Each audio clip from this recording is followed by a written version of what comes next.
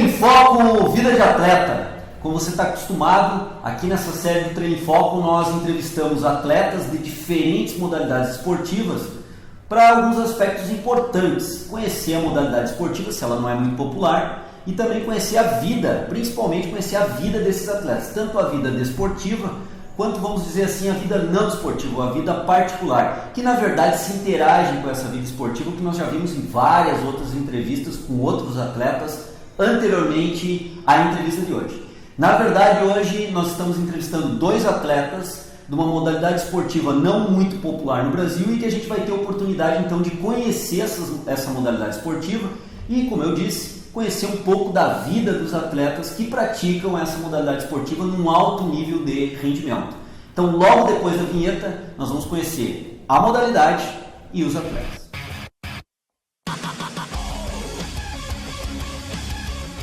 Bom, pessoal, como eu já comentei antes da vinheta, eu estou aqui com dois atletas da modalidade de badminton. Matheus, tudo bem, Matheus? E a Naira, tudo bem, Naira?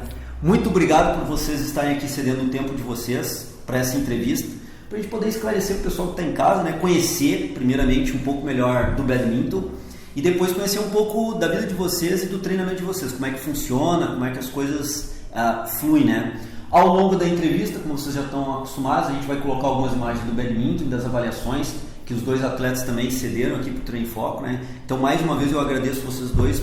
Muito obrigado pelo auxílio nas medidas que a gente está fazendo a pesquisa, né? E também por estar aqui cedendo essa entrevista para a gente. Valeu, brigadão, tá? E eu começo perguntando para vocês, gente, aí vocês veem quem vai responder aí, quem vai interagir. Como é que é o badminton? Que esporte que é esse? Quem está em casa? Badminton? Nunca ouviu falar no badminton. Aqui no Brasil, nem um pouco popular, né? Como é que é esse esporte? Então, como todo mundo conhece, basicamente é o raquete com peteca. A galera associa muito com o tênis e pergunta se não é igual, se a raquete não é parecida, o tamanho da quadra e se a petequinha pode tocar no chão ou não. Só que acaba se conhecendo que é bem diferente, assim, a questão do deslocamento e tudo mais, né? A similaridade, Matheus, é só que tem uma raquete que também não é igual ao do tênis. Tem a raquete e seu ponto similar com o tênis, assim, pra gente começar a entender um pouquinho melhor, né? Exatamente, só a raquete mesmo. O peso da raquete é muito diferente, o tamanho, a dimensão dela? Bem diferente. A de badminton Vocês é jogam mais tênis leve. também, assim, só por curiosidade, também tem uma brincadeira no tênis ou não? Não. Quem joga badminton tem uma vantagem para aprender tênis ou provavelmente também não, porque é muito diferente? Eu acho que não, porque é bem diferente o movimento do tênis que do badminton. Eu fui tentar jogar e a única coisa que me ajudava era só que eu tinha mais facilidade para acertar a bolinha na raquete, mas de resto, movimentação em quadra, tudo é nada a ver. É bem diferente. Até porque vocês é uma peteca e o tênis é uma bola, né? Então a dinâmica é diferente. Qual é a dimensão da quadra, pra gente ter uma ideia, como é que se joga de simples, de dupla mista, como é que funciona isso aí? Na simples, a gente usa normalmente as linhas de dentro, né? São linhas mais externas e mais internas assim, da quadra. Isso. É que nem, vamos dizer, a quadra é igual a quadra de tênis, a demarcação das linhas. Só que na simples a gente só usa a quadra de dentro, que nem a no próprio tênis, né? Na simples as laterais de dentro e nas duplas as de fora. Então a similaridade da quadra é parecida, né? Porém a dimensão é bem menor, né?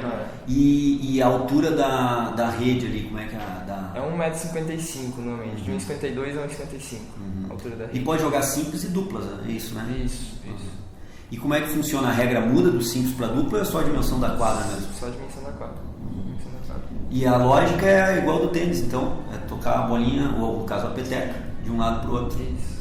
E como é que vocês entraram nessa balada aí de jogar badminton e até pouco tempo atrás vocês integraram a seleção brasileira sub-19, né? De badminton. Como é que vocês ingressaram no badminton? Eu conheci, na verdade, os meus pais deram uma raquete para minha irmã bastante tempo atrás. E a minha irmã mais velha, então eu de curiosa eu ia junto com ela para ver como é que era e eu acabei descobrindo o esporte. E eu acabei parando e quando eu retornei eu vi o pessoal mais velho que eu jogando e eu achava aquilo muito legal. E até coincidiu de vários amigos entrarem também, então eu fui continuando. E eles pararam e a gente foi seguindo. Se apaixonou pelo esporte dele? Bastante. E tu, Matheus? Mais ou menos nessa dinâmica? Eu fui na verdade por causa da minha tia e de uns amigos do meu pai, que ficaram convidando ele para ir jogar as coisas, ele jogava futebol, ele falou, não, eu não vou jogar esse esporte, que é isso, não sei o que. Daí ele acabou indo um dia e eu fui junto com ele. Daí desde lá a gente pegou o gosto. Faz quanto tempo que vocês jogam no badminton, Tunai? Acho que desde 2008, 2009. E nível competitivo, assim como vocês estão agora? Nível nacional eu comecei... Meu primeiro nacional foi em 2009, mas a seleção júnior eu peguei em 2010. E tu, Matheus? Eu desde os 9 anos também, 2008, 2009. Que tu iniciou na prática, assim, e competitivamente, assim, no nível de rendimento? Uns 8 anos, assim, também que comecei a participar de nacional. A seleção brasileira foi em 2009. 2009, isso. Que tu ingressou pela primeira vez? Comecei em 2008. Tava com que idade ainda? Com 12. Com 12 anos tu já estava na seleção brasileira daí? Em 2008 eu comecei nacional, participar de nacionais. E agora vocês estão saindo numa categoria que vocês estavam comentando antes da entrevista aqui, que vocês estavam numa categoria sub-19, né? Vocês dois estavam na seleção, né? Júnior, né? E agora vocês estão entrando no adulto, né? E aí a gente estava conversando um pouquinho que agora a tendência é ser um pouco mais difícil para entrar na seleção brasileira, né? No caso feminino é mais difícil ou no caso masculino? Acho que os dois são bem mais difíceis. Até porque a gente pega o pessoal adulto que já está há vários anos, então já tem um ranking muito melhor, uma experiência muito melhor e a gente vai correndo atrás. Mas vocês têm experiência internacional ou não? Sim. Tu vais fazer um estágio agora na China, é isso? Como é que é isso aí, Matheus? Como é que vai ser? É um intercâmbio, né? Que a China fez acordo com o Brasil de atletas de badminton e de tênis de mesa, que a China é muito forte nesses dois esportes. Daí vão ser 20 atletas. Daí dentre esses 20 são 16 atletas mesmo e 4 treinadores. Daí passar 2 meses lá treinando. Fazendo um estágio junto com eles lá, uma coisa assim. Para aprender a modalidade, as formas de treinamento deles, assim, ver como é que eles fazem. Tipo, de jogada diferente. Tu vai estar nessa também, né? Não. Vai só naipe masculino ou vai alguém feminino também? Não, vai feminino também. Tá. Quantos atletas vão ir, sabes? 16. Pô, vai gente? E, bom, aí nós já vamos tocar num outro assunto que a gente também tem que saber dos atletas, né? Como é que é a questão assim, ó, financeira para jogar badminton? Quanto que vocês investem? É pai trocínio, é mãe trocínio? Eu sei que no caso do Matheus tem a mãe trocínio aí, né? Porque a mãe está envolvida, não sei se diretamente na questão econômica, mas ela está envolvida nos projetos de estruturação do badminton de Blumenau, né? Como é que funciona aí os pais de vocês nessa questão? Como é que é isso? Assim, o badminton não é um esporte barato. Desde os materiais é caro, bancar campeonato vai bastante em questão financeira. Hoje em dia a gente está contando com o Bolsa Atleta, que é o programa do governo mesmo. Tem ajudado muito, porque antes era só o patrocínio. E até hoje sempre foi os pais, na verdade, né? E mesmo com essa Bolsa Atleta que a Naira falou, que a gente tem, mas o tanto que a gente gasta com materiais e viagens praticamente não cobre o custo que vocês têm, a Bolsa Atleta não chega a cobrir. Não chega a cobrir. Então, ainda assim a gente tem o patrocínio mesmo. E fora o patrocínio e a Bolsa Atleta, tem investimento financeiro de alguma empresa? Ou tem alguém investindo em vocês, alguma empresa, alguma outra coisa? A gente conta com algumas empresas apoiadoras, na verdade. Mas até a gente está procurando assim, patrocínio ou até mais gente para apoiar, porque não. Vocês estão com uma camiseta aqui que é do treinamento de vocês, de passeio, alguma coisa assim. Eu estou vendo aí, tem TRX, né? TRG Fitness, né? Xande e tal. São os apoiadores, no caso. São os apoiadores, na verdade, do clube, né? Assim, eles estão, como a gente teve uma transição agora de treinador, essas coisas assim, a gente começou a criar uma estrutura mais forte. E daí eles começaram a ver que a gente estava se esforçando, né, para tentar crescer o badminton aqui, e daí a gente conseguiu alguns apoiadores para. Na verdade, está tendo uma equipe de familiar, eu acho que eu posso dizer assim, porque eu conheci a tua mãe, né, que ela está envolvida com isso, e essa equipe de familiar está buscando uma organização melhor, né, de estruturação melhor do esporte. Até tem um fato bem pitoresco que o Matheus comentava comigo antes da entrevista aqui, que vocês estão treinando agora com um volume bem maior, daqui a pouquinho a gente vai falar mais de treino, como é que é o treino deles, a parte técnica e física, mas estava comentando que vocês estão treinando 2 vezes ou 3 vezes na semana numa quadra particular de um senhor que parece que construiu a quadra para dar um apoio para vocês, né? Exatamente, Ele, na verdade, para mim, ele é uma das pessoas que mais me ajudou até hoje. Se não fosse ele, eu não sei se eu ainda estaria no badminton, alguma coisa assim, porque quando eu comecei, também a gente não tinha dinheiro para ir para as viagens, que em 2009 eu já fui para o primeiro Pan-Americano. Então eu só fui, na verdade, por causa dele, que ele basicamente me bancou nessa viagem. E além disso, ele cede uma quadra que ele construiu na residência dele, né? No espaço. E Pra que vocês até, treinem. mesmo quando ele tá viajando ou não tá em casa, ele abre a quadra pra gente, disponibiliza tudo. Ele apoia Como é bastante. o nome desse senhor? Nós temos que deixar o nome dele registrado aqui na entrevista. Seu Rolf. Seu Rolf é o senhor aqui de Blumenau que está dando todo esse apoio para vocês. Então a gente vê mais uma vez que o esporte de vocês não é muito diferente de outros que a gente sabe como é que é, já entrevistamos aqui, que vive de auxílio de algumas pessoas assim que tem essa visão diferenciada, vamos dizer assim, né, que contribui para o esporte e fazem o esporte crescer. Vocês vinham, agora vamos comentar um pouquinho do treinamento de vocês, né, que a gente já estava conversando antes. Vocês vinham num treinamento de 2, 3 vezes por semana, mais ou menos, né? Isso. E agora vocês estão passando por um treinamento de 5 a 6 vezes por semana, né? Com um volume de treinamento bem maior e com um técnico que foi contratado agora recentemente aqui, né? Vocês poderiam comentar um pouco melhor para a gente entender essa mudança de treinamento de vocês agora, né? Parece que 2 vezes por dia, às vezes em 2 sessões de treino também, né? Como é que tá funcionando isso aí, gente? É que assim, antes a gente treinava com o Edmilson, né? Só que a gente, como ele também não vive só do badminton, ele não tinha outros horários que ele podia dar treino pra gente. Então, até hoje a gente só tinha normalmente 2 vezes por semana, que eram terças e sextas, treinos, das 7 às 10 horas da noite. Então eram 3 horas de treino, 6 horas de treino, vamos dizer, na semana. Hoje a gente contratou o Rodrigo, né, que vive do badminton, então ele treinando Ele todo já dia. trabalhava com uma equipe de elite em Campinas. Isso. Ele trabalhava lá, como basicamente uma das mais fortes do Brasil. E daí ele veio aqui agora quando a gente conseguiu outros horários, treinar todo dia, 2 vezes por dia agora. A gente está... Então houve uma mudança em termos assim, pensando em treinamento, em volume de treinamento, trouxeram um técnico agora com um pouco mais de experiência, né? E ele está aqui exclusivamente para trabalhar com o badminton de Blumenau, assim. Isso. Blumenau e até Santa Catarina. Veio para dar uma força aí pra gente. Então ele está meio que construindo, a ideia, imagino eu, seja construir uma espécie de um polo assim, de treinamento que flua desde escolas de categoria menor. Desde categoria de base até o alto rendimento. E aí o pessoal, de novo, a mãe Trocínio, que está lá contribuindo em toda essa organização, né? São os pais basicamente dos atletas que se uniram ali para fazer um clube, uma coisa assim, né? Fazer o clube, Como é que chama? É clube... Badminton Blumenau Clube. Vocês formataram, organizaram isso, né? Assim, registraram legalmente, assim, né? E aí que veio toda essa mudança agora de volume de treino. Então. E a questão das quadras, agora mesmo com o auxílio do seu Rolf, vocês aumentaram agora o tempo que vocês necessitam de quadra para treinar. Vocês treinam num clube aqui de Blumenau também, né? Isso, no Guarani. No Guarani Esporte Clube. E numa escola também. E numa escola também, é na Itopava Central, no Emílio Baumgarten. A gente treina lá de segunda, quarta e sábados, a gente treina lá. E no Guarani são normalmente terça e sexta. E daí nas quintas-feiras e todos os dias à tarde, a gente treina na casa do seu Rolf.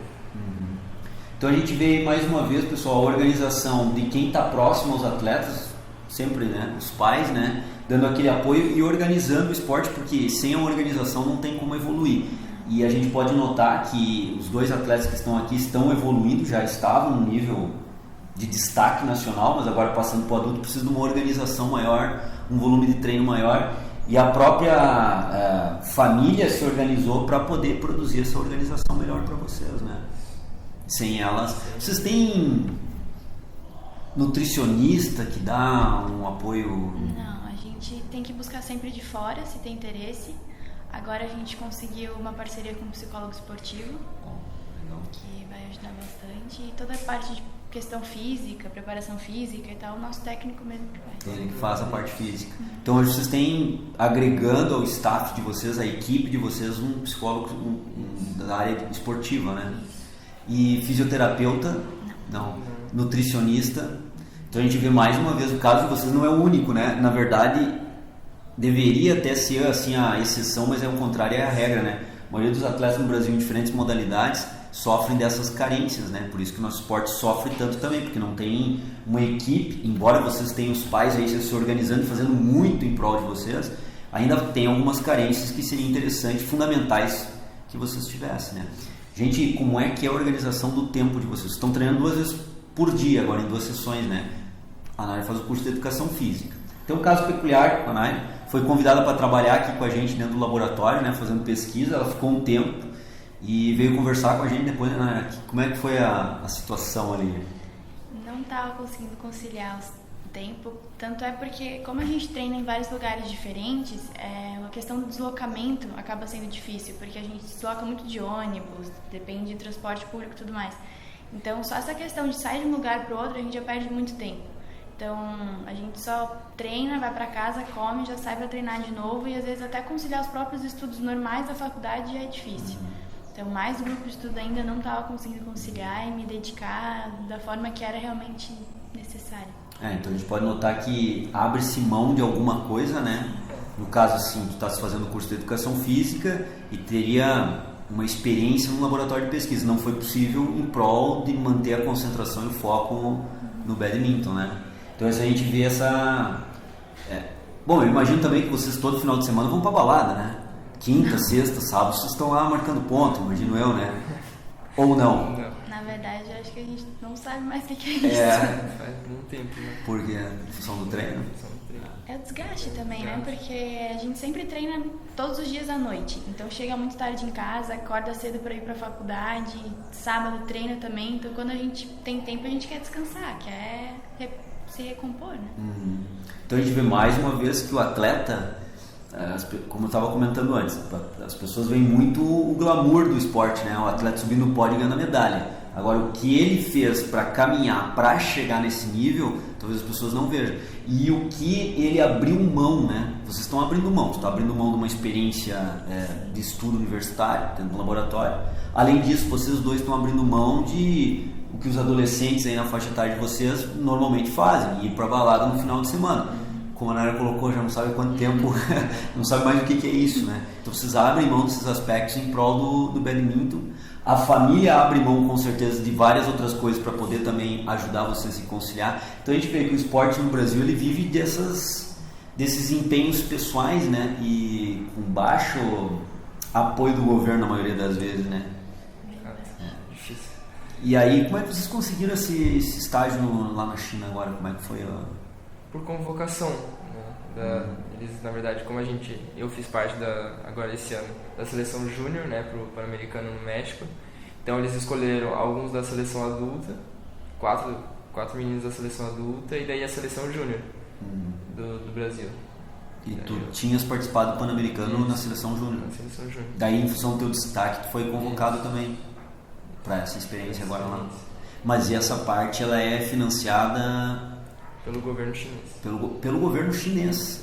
Então, quer dizer, os atletas brasileiros saem aqui do Brasil para ir fazer um estágio, né? Alguma coisa desse tipo lá para aprender, e quem banca é o próprio governo chinês. Que o interesse é nosso, na verdade, né? Que vocês estejam lá aprendendo com os melhores, né? E quem está bancando é o governo de lá. É interessante. O governo daqui não tem participação nenhuma. Bem interessante. Só fizeram acordo, Só o acordo, assinaram o acordo. E a parte financeira toda em cargo do governo. Então a gente vê assim, o governo chinês está auxiliando o atleta brasileiro a ir lá e conhecer um pouco do esporte, né? Isso é bastante interessante também. Mais um ponto que a gente tem que raciocinar sobre a estrutura do esporte brasileiro, né? Que em alguns casos dificulta muito a ação de vocês, né? De evolução. Gente, eu gostaria de tocar num assunto interessante também com vocês, da questão do treinamento. Já que agora vocês partiram de treinamento de 2, 3 vezes por semana para treinamentos diários com volume de treino de 2 sessões de treino por dia, né? Como é que está sendo esses treinamentos, assim? Como é que vocês dividem esses treinos? Como é que funciona? Nosso técnico faz toda a periodização. Agora, até como a gente tem competição próxima, mais importante nos 2 meses, mais ou menos, a gente entrou na parte de resistência de novo. Então, a gente está fazendo nosso treino é voltado agora para resistência. Depois de um tempo necessário, a gente vai entrar na parte de força, preparação para o campeonato e por aí vai. É tudo periodizado. E vocês estão sentindo muito cansaço dessa mudança de volume de treino, assim? Desgasta bem mais do que antes? Com certeza. Bastante. Mas está dando para conciliar, assim, no caso da Naira que está estudando também em paralelo, consegue? Chega na aula meio quebrada, às vezes, meio cansado? Assim. É que nem a gente diz, o nosso estudo já não está mais sendo a nossa prioridade, assim. Por enquanto está sendo o nosso treino, a gente está visando no treinamento mesmo. Porque a gente dorme muito tarde, acorda muito cedo, mas É o que dá pra fazer, né? Não tem outra forma. A ideia é até futuramente, de repente, passar a faculdade pro período da noite, pra gente poder treinar de manhã e à tarde e ter um tempo a mais pra descansar e um tempo a mais pra dedicar pros estudos também. Conseguir conciliar melhor. Tu, Matheus, também tá com essa Também, dificuldade? a mesma coisa. E, pessoal, assim, ó, curiosidades agora do badminton, né? Quais são as qualidades físicas mais importantes pro cara, para uma pessoa começar a praticar badminton ou até entrar no alto rendimento? É força, é velocidade, é a flexibilidade, é a resistência aeróbica? O que vocês diriam assim que é mais exigido de vocês durante o treinamento e obviamente a competição, assim, né? O que a gente mais sente, acho que é a parte de resistência, a explosão própria pro badminton exige muito e a força também. E vocês estão agora focando nesses treinamentos, já que estão entrando no adulto agora, né? Vocês fazem musculação também, TRP? Quantas vezes na semana? Agora a gente está fazendo 4. E quanto tempo dá a sessão, assim? Meia hora, hora? uma hora e meia. Uma hora e meia. E treinam o que aí? Na força, resistência? Agora a gente está muscular? na resistência. Vocês têm uma estrutura legal para fazer esse treinamento? Sim, o Guarani tem disponibilizado a academia pra gente. O Clube Guarani? Isso. E a gente está lá agora. Bom, legal, e estão conseguindo, então, qual é a percepção de vocês agora de evolução técnica, física de vocês? A outra vez quando tu vieste aqui fazer a avaliação, Matheus, a gente tinha conversado um pouco sobre isso, né? Que tu até estava comentando, uma coisa é treinar 2, 3 vezes por semana, outra coisa é treinar todos os dias da semana. Quer dizer, qual é a tua percepção em relação a isso, assim, né? Acho que a evolução é notável, assim, no pouco tempo que ele está aqui, na verdade ele está uns 6 meses, eu acho, não sei se já deu 6 meses, mas já deu para ver uma boa evolução em geral, assim, de todos os atletas, a diferença de tempo que estavam treinando 2 vezes por semana, agora estão treinando todos os dias. Então a carga de treinamento, a qualidade nas batidas, nos movimentos, a própria resistência aumentou, a velocidade dos atletas, então deu uma boa crescida, assim, dá pra ver bem. Vocês percebem assim uma modificação de performance comparado com antes, bem acentuada, assim, tanto física quanto técnica? Assim. Já é bem notável. Então a crescente é de evolução sistemática aí. Gente, assim, ó, nós estamos indo pro final da entrevista, né? E normalmente a gente coloca situações assim, o que vocês iriam colocar como sugestão ou deixariam uma dica para alguém que olhou um pouco do badminton, como vocês olharam há muito tempo atrás, né, e acabaram gostando? Qual é a dica que vocês deixariam assim para a pessoa que quer iniciar no badminton? O que ela deveria fazer no começo? Deve buscar uma escola de badminton? Deve comprar uma raquete primeiro? Deve primeiro experienciar o esporte? O que vocês acham que seria interessante para alguém que quer iniciar no badminton, né? Assim, o badminton é um esporte apaixonante. Todo mundo que a gente vê que conhece gosta muito, só que ele não é um esporte fácil, ele requer muita paciência, até porque tanto do tempo de noção para acertar a peteca, até para conseguir fazer os movimentos, só que ele também é um esporte muito detalhista. Toda a questão da técnica é difícil, então a pessoa tem que ter uma paciência mesmo e a se dedicar às instruções e se dedicar aos inícios de treinamento e tudo mais.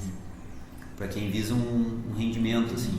Mas para brincar badminton, eu acredito que seja, por exemplo, eu vou ali e quero praticar o esporte sem nenhuma busca maior, né? É um esporte que me parece, assim, para brincar, vamos dizer assim, prática, né? Esportiva, recreativa, me parece um esporte bem tranquilo, assim, também que, por exemplo, eu vejo aqui na FURB, a gente tem aqui na FURB um grupo de pessoas que praticam badminton, assim, com essa expectativa, né? De simplesmente executar. A gente vê pessoas de 60 anos praticando, a gente vê pessoas de 70 anos praticando, a gente vê crianças praticando. Claro que não é nível de performance, eles erram, acertam, mas o lúdico está bastante envolvido, a brincadeira, né? Então, como eles até dizem, badminton é esporte para todas as idades, não importa a idade, pode jogar sem problema.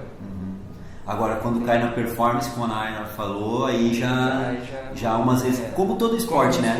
Já tem uma exigência maior. Mas para brincar é um esporte bem democrático, vamos dizer assim, né? Aceito mais magrinho, mais gordinho. Porque não tem assim, ó. Tô perguntando para vocês, né? No brincar, o badminton me parece que não tem muito esforço de deslocamento, porque o pessoal mais troca, né? De um lado para o outro a peteca do que qualquer coisa tentar quebrar, assim, né? Dificultar o outro lado, né? Então a pessoa mais gordinha conseguiria fazer, ou mais magrinho conseguiria fazer também, né? Até se apaixonar e aí passar a praticar para o alto nível de desempenho. Gente, eu então agradeço vocês muito aqui pela entrevista, tá? A gente conheceu um pouquinho do badminton, conheceu principalmente os atletas aqui que praticam badminton. Espero que vocês realmente continuem nessa evolução que vocês estão percebendo agora, né? De performance física e performance técnica. E espero ver vocês assim um alto nível, diria um nível mais alto ainda que vocês já estão agora, na seleção brasileira adulta, aí participando, representando Blumenau na seleção e principalmente representando o nosso país. E espero também que talvez aqui, modestamente, o Treino em Foco possa trazer alguma contribuição de divulgação e quem sabe alguma empresa possa se interessar em poder fazer um pequeno investimento, já passa a ser talvez um grande investimento para vocês de contribuição, de auxílio, né? Já que é mais um dos esportes do Brasil aí, que o Brasil tem pessoas envolvidas, familiares envolvidos, né? E com muito pouca gente apoiando, né, essa dificuldade do esporte de uma forma geral no nosso país, né? Agradeço muito então a participação de vocês. Valeu. Obrigado. Muito obrigado, tá? E o Treino em Foco, a Vida de Atleta de hoje se despede, apresentando então a modalidade badminton, os 2 atletas de hoje, e tenho certeza que você que assistiu essa entrevista conheceu um pouquinho melhor, acompanhou imagens do badminton e talvez ficou mais curioso em conhecer a modalidade que os 2 atletas aqui estão envolvidos já há um bom tempo. E como a Naira colocou, também uma modalidade esportiva apaixonante. Cabe aí você experienciar, está convidado aí a conhecer um pouco mais do badminton, brincar um pouco mais do badminton e quem sabe, algum tempo à frente, se interessando mais pelo esporte, chegar no nível que se encontram os 2 atletas aqui. Ok, pessoal? Muito obrigado por vocês estarem assistindo o Treino em Foco Vida de Atleta. Aguardo vocês em mais um programa e mais uma entrevista com mais uma modalidade esportiva, entrevistando atletas que estão envolvidos nessa modalidade. Um grande abraço, até lá. E quanto tempo dura a tua sessão de treinamento em média, assim, para o pessoal também ter essa noção, né? O tempo da sessão de treinamento. Então, o treino, por exemplo, o treino de coxa, que era um treino um pouco mais extensivo, ele passava muitas vezes de 1 hora, 1h10, 1h15, porque eu fazia o grupamento muscular completo num volume muito alto. Não me adiantava fazer 12 séries de quadríceps porque não fazia nem efeito, não sentia nem um pouco de dor muscular, nada. Então a gente vai pegando uma